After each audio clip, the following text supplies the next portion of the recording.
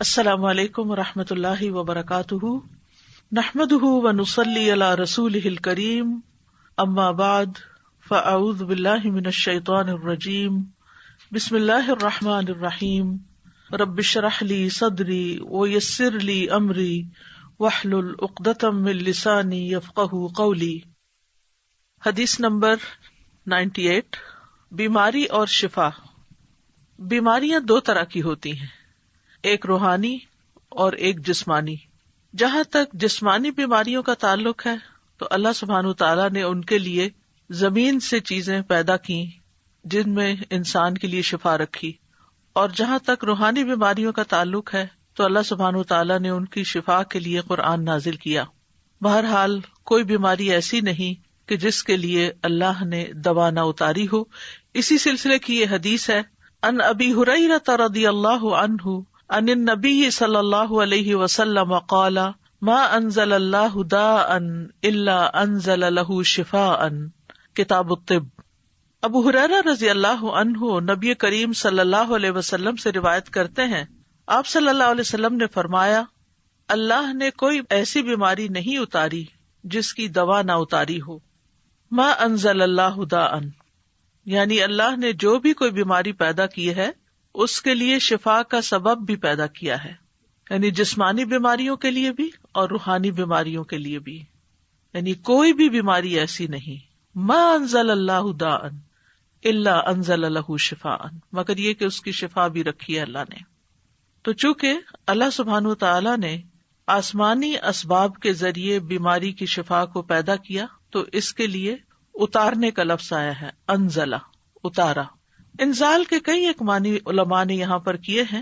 ایک قول یہ ہے کہ اس کے اتارنے سے مراد یہ ہے کہ اللہ نے اپنے بندوں کو اس کے متعلق آگاہ کیا ہے، یعنی خبردار کیا ہے، بتایا ہے۔ ایک اور قول یہ ہے کہ رسول اللہ صلی اللہ علیہ وسلم نے ہر بیماری اور اس کے علاج کے متعلق عمومی طور پر خبر دی ہے، یعنی بیماری بھی ہے، اس کی بھی خبر دی، اور علاج بھی ہے۔ ایک قول یہ بھی ہے کہ ان دونوں کے اتارنے سے مراد ان کو پیدا کرنا ہے اور ان کا زمین میں رکھ دینا ہے، یعنی جیسا کہ حدیث میں اس خبر کی طرف اشارہ ہے کہ اللہ نے جو بیماری رکھی اس کے لیے علاج بھی رکھا، یعنی زمین پر رکھا۔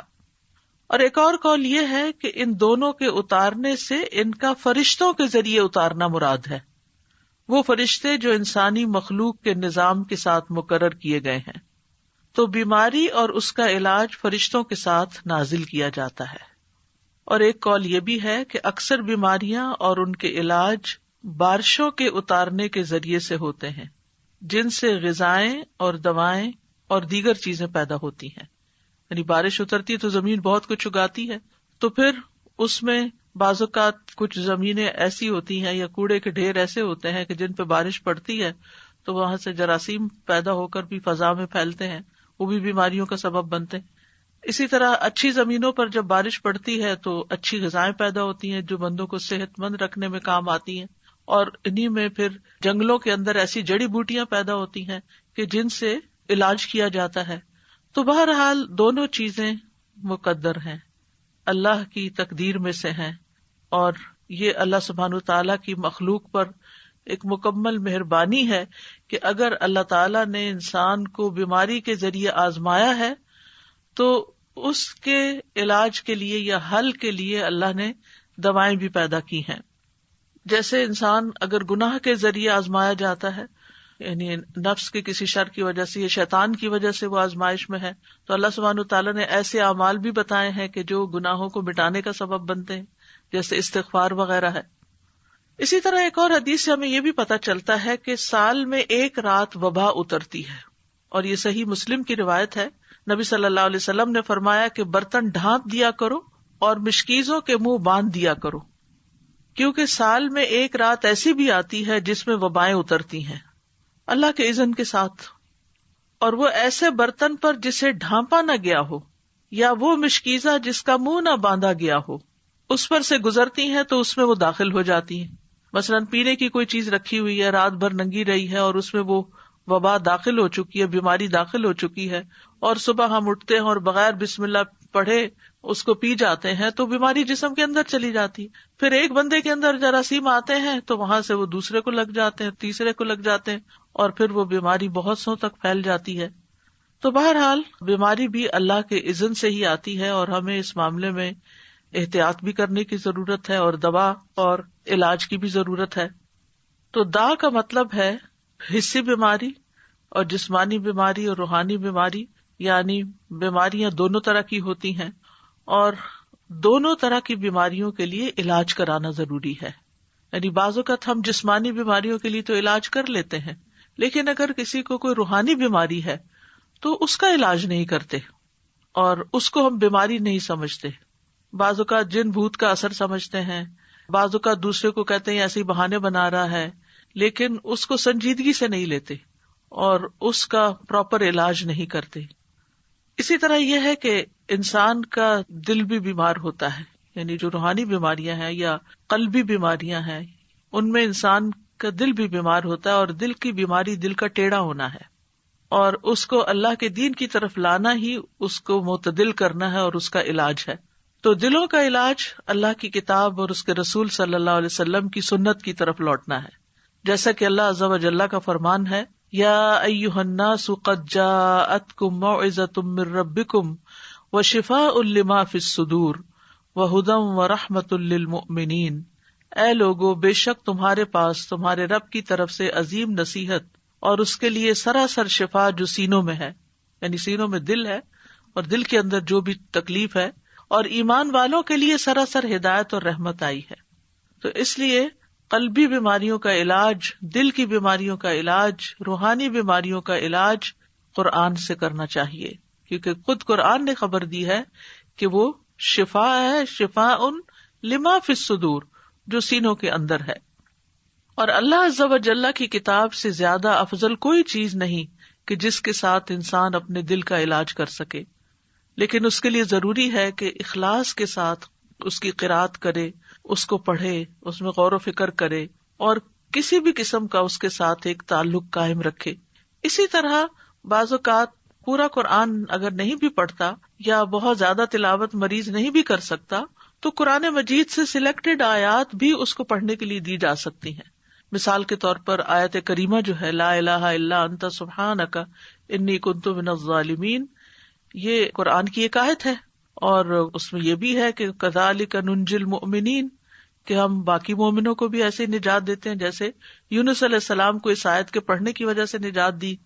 تو اس لیے وہ ایک آیت کو بھی اگر کئی دفعہ دہراتا ہے تو اس میں کوئی حرج کی بات نہیں ہے, کیونکہ قرآن و سنت سے غم اور رنج کا علاج یہ آیت کریمہ کی شکل میں ثابت ہے.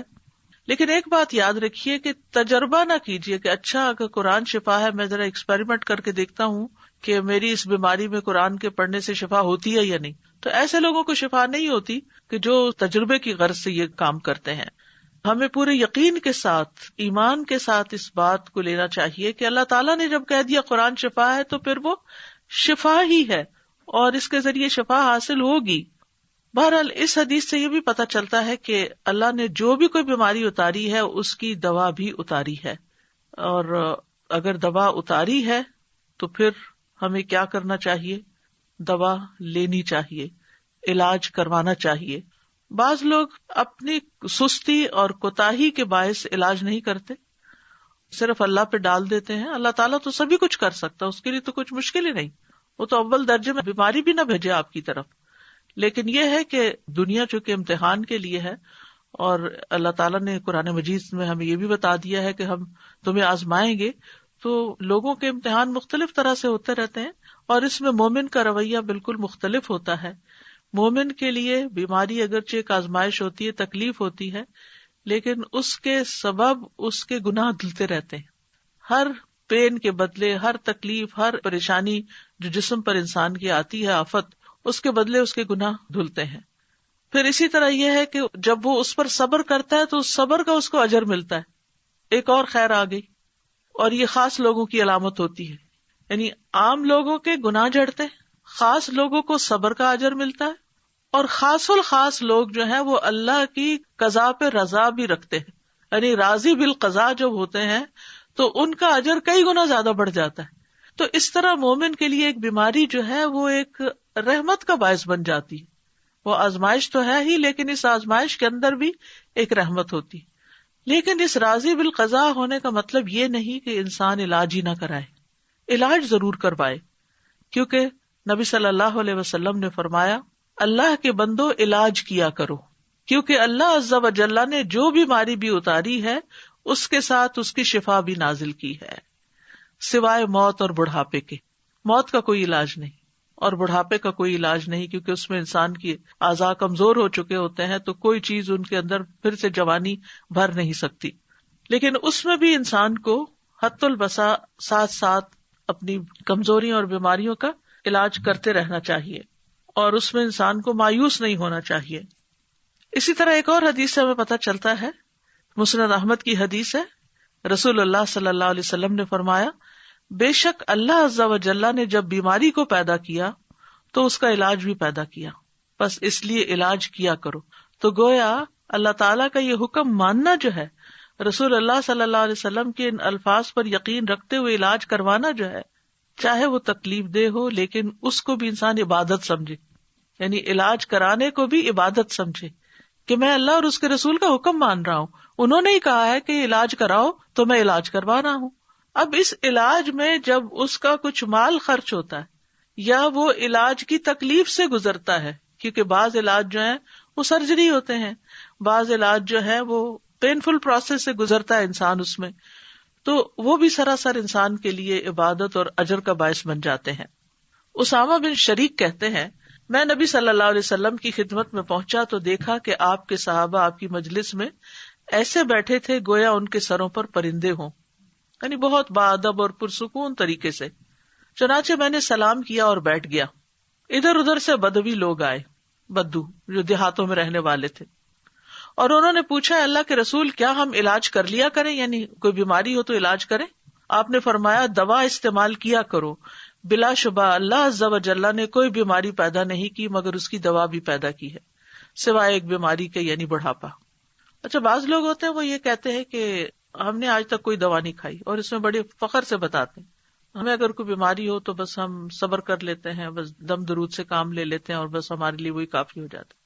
الحمدللہ یہ بھی اچھی بات ہے کہ آپ قرآن سے علاج کر لیتے ہیں اور کرنا چاہیے، لیکن اس کا یہ مطلب نہیں کہ کوئی اگر دوا کھا رہا ہے یا دوا کھانا کوئی بری بات ہے، کیونکہ نبی صلی اللہ علیہ وسلم نے کیا فرمایا ہے کہ دوا استعمال کیا کرو، تداوؤ، دوا استعمال کیا کرو. تو دوا کھانا جو ہے وہ کوئی غلط کام کرنا نہیں ہے، لیکن دوا سے شفا ملنا اللہ کے اذن سے ہے. دوا کے اندر شفا اللہ نے رکھی ہے، اللہ کے اذن سے شفا ہوتی ہے. کوئی یہ نہیں کہہ سکتا کہ میں نے یہ چیز کھائی تو میں ٹھیک ہو گیا، نہیں، چیز نے ٹھیک نہیں کیا، اللہ کے اذن سے ٹھیک ہو گیا، کیونکہ اللہ کا اذن اس کو ہوا کہ اس بندے کے اندر یہ کیفیت پیدا کر دے، اس کی بیماری کی اصلاح کر دے، تو علاج ہو گیا، شفا ہو گئی. پھر اسی طرح آپ صلی اللہ علیہ وسلم نے فرمایا علاج کروانا تقدیر کا حصہ ہے.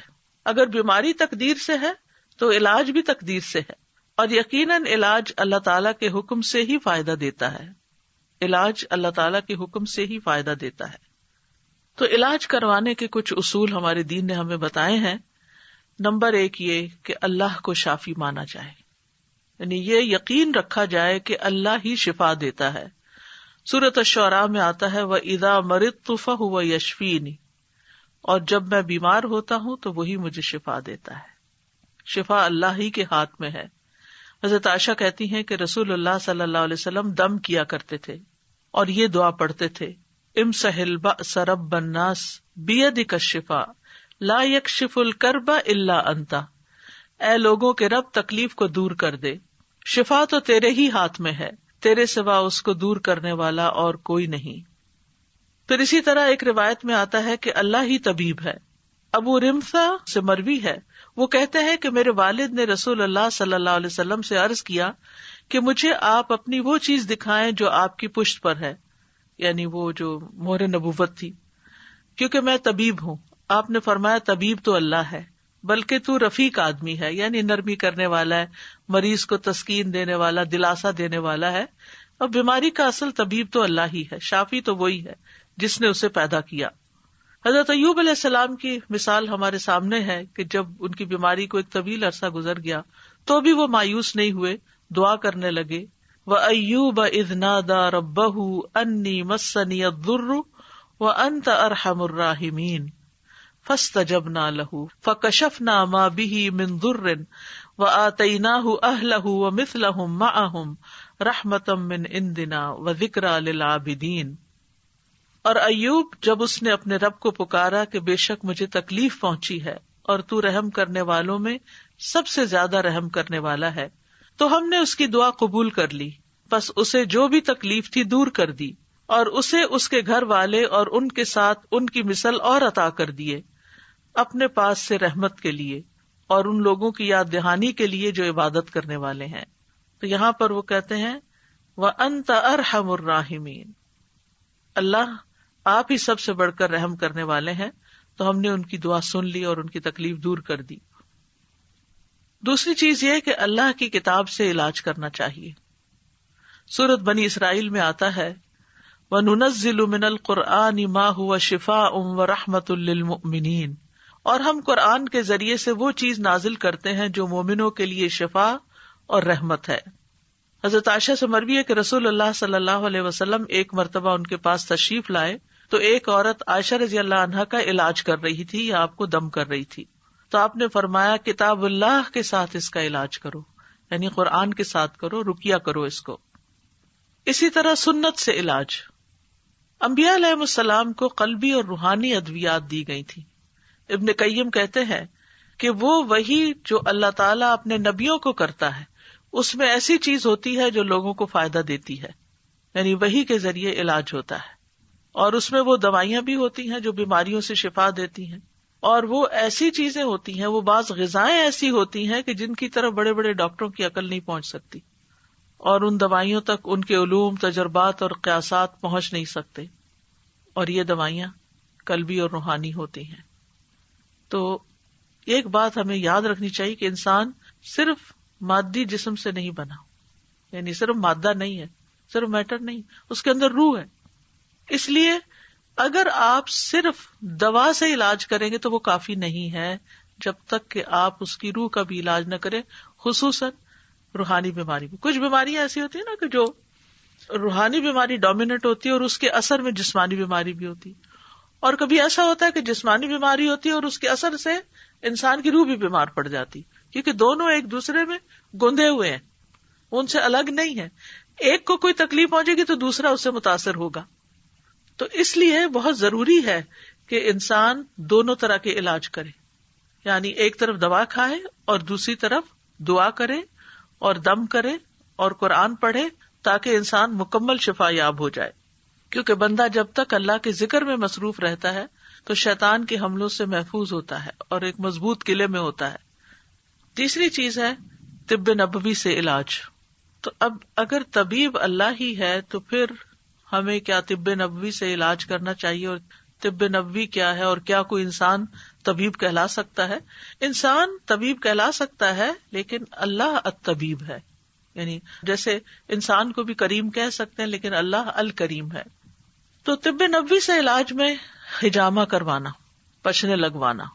آپ صلی اللہ علیہ وسلم نے فرمایا اگر تمہاری دواؤں میں سے کسی میں بھلائی ہے تو پچھنا لگوانے یا شہد پینے اور آگ سے داغنے میں ہے.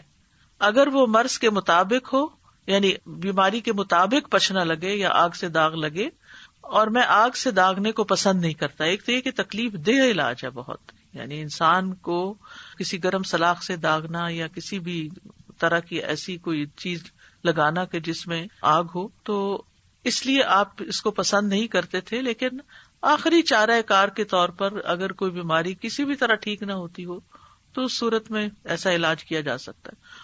اور ہو سکتا ہے کہ اسی کے اندر ہی پھر جو الیکٹرک شاکس وغیرہ دیے جاتے ہیں وہ بھی اس میں شامل ہوں، اللہ عالم.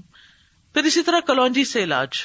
رسول اللہ صلی اللہ علیہ وسلم نے فرمایا کلونجی کے دانوں میں موت کے علاوہ ہر بیماری کے لیے شفا ہے. اگر کلونجی کے تیل پر شرعی دم کر کے مریض کے متاثرہ حصوں پر وہ تیل لگایا جائے اور کلونجی کے دانے جو ہیں وہ کھلائے جائیں تو حدیث میں کیا آتا ہے کہ موت کے علاوہ ہر بیماری کا علاج ہے. تو اس لیے ہر گھر میں کلونجی کے دانے بھی ہونے چاہیے اور اس کا تیل بھی ہونا چاہیے. اور اس میں یہ ہے کہ اگر جیسے آج کل کورونا کی بیماری ہے تو اس میں 2 کام کیے جا سکتے ہیں. ایک تو یہ کہ کلونجی کے بیج زبردست جراثیم کش ہیں، ان کی دھونی دینی چاہیے. یعنی گھر کو ڈس انفیکٹنٹ کرنے کے لیے جیسے بخور جلاتے ہیں تو اسی طرح کوئلے کے اوپر تھوڑے سے دانے ڈال کے ان کا دھواں جب نکلنے لگے تو اس کو گھر میں گھما دینا چاہیے. اس کے بارے میں یہ بھی کہا گیا ہے کہ یہ شیاطین کو بھگانے کا ذریعہ بھی ہے. یہ دھواں شیطانوں کو بہت تکلیف دیتا ہے تو وہ نکل جاتے ہیں. اور اگر ریپیٹڈلی ہوگا تو گھر سے جراثیم وغیرہ بھی نکلیں گے اور شیاطین بھی نکلیں گے اور انشاءاللہ باذن اللہ شفا ہوگی. دوسرا یہ ہے کہ لنگز کی بیماریوں میں اس کی بھاپ جو ہے وہ بہت فائدہ دینے والی چیز ہے.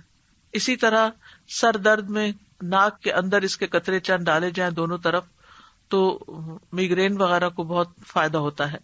اس کے اوپر تو بہت تفصیلی الگ ایک پورا لیکچر ہو سکتا ہے کہ کلونجی کس طرح استعمال کی جا سکتی ہے اور کس طرح فائدہ. لیکن یہ 2 چیزیں جو میں نے بتائی ہیں کہ اس کی دھونی دی جائے اور اس کی بھاپ لی جائے یہ غیر مضر ہیں. اور چند دانے جیسے چٹکی بھر دانے صبح کے وقت پانی کے ساتھ اگر کھا لیے جائیں، اور اگر صبح نہیں یاد رہے تو آپ کے ڈائننگ ٹیبل پر اگر کلونجی رکھی ہوئی ہے تو کھانے کے اوپر بازو کے جیسے آپ نمک چھڑکتے ہیں تو چٹکی بھر دانے، یعنی بہت زیادہ مقدار میں نہیں، کیونکہ پھر ایسا نہ ہو کہ اس کا کوئی ری ایکشن ہو.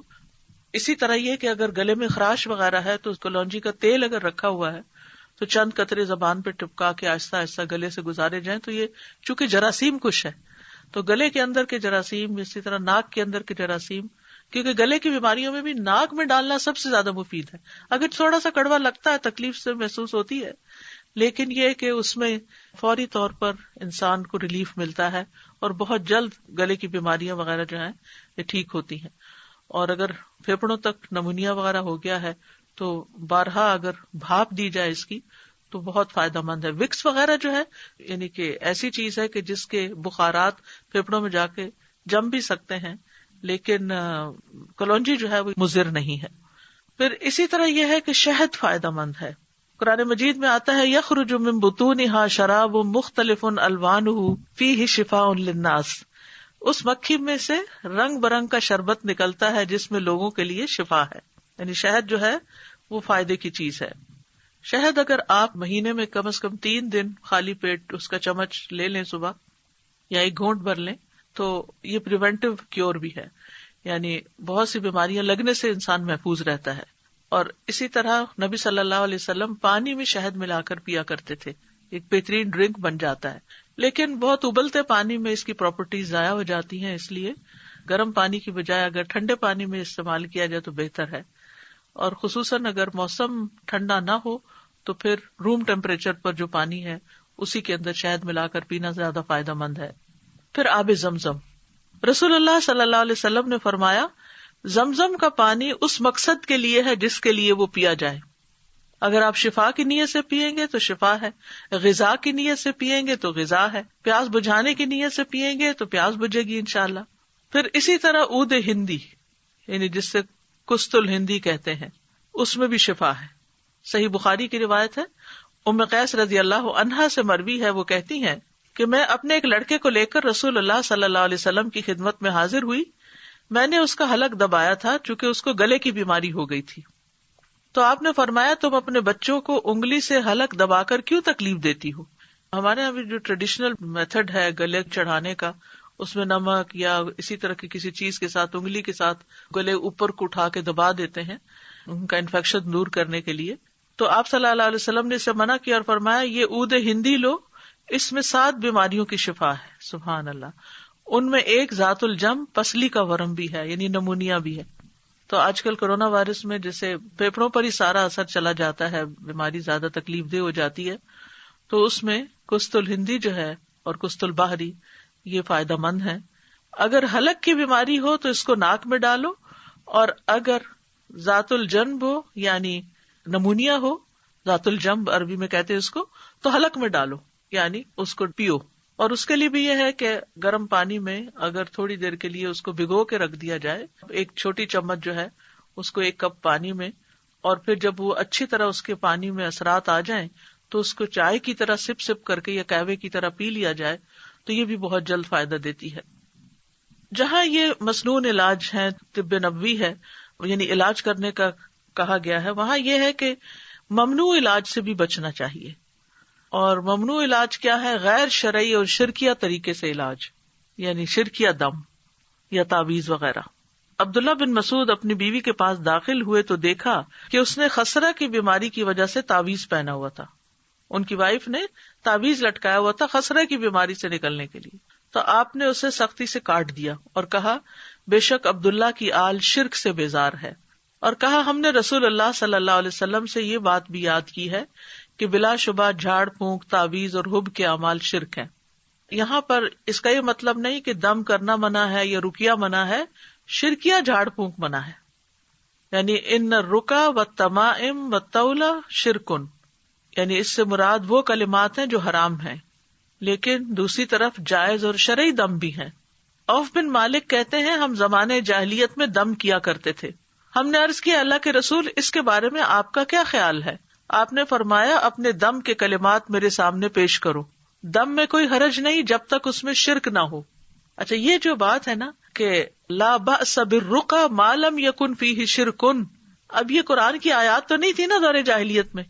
تو آپ نے پوچھا کہ مجھے دکھاؤ کہ کون سا دم کرتے تھے، بتاؤ مجھے. آپ نے فرمایا کہ اگر شرکی الفاظ نہیں تو دم ٹھیک ہے. اس سے ایک بڑی اہم بات پتہ چلتی ہے. بعض لوگ اس بات میں بہت فس کریٹ کر دیتے ہیں کہ یہ کوئی مسنون طریقہ نہیں دم کا، اور آپ کو یہ کس نے کہا کہ یہ آیت 10 دفعہ پڑھ کے دم کریں تو ٹھیک ہو جائیں گے. تو آیت پڑھنے میں تو کوئی حرج ہی نہیں ہے. یعنی جیسے کسی کو منزل نام کی کتابچہ بھی ہوتا ہے یا اسی طرح رقیہ جس میں قرآن کی مختلف آیات اکٹھی کی گئی ہیں، ان کو جب پڑھا جاتا ہے تو لوگ پوچھنا شروع ہو جاتے ہیں یہ کہاں لکھا ہوا ہے کہ یہ آیت بھی پڑھی جائے اور یہ آیت بھی پڑھی جائے.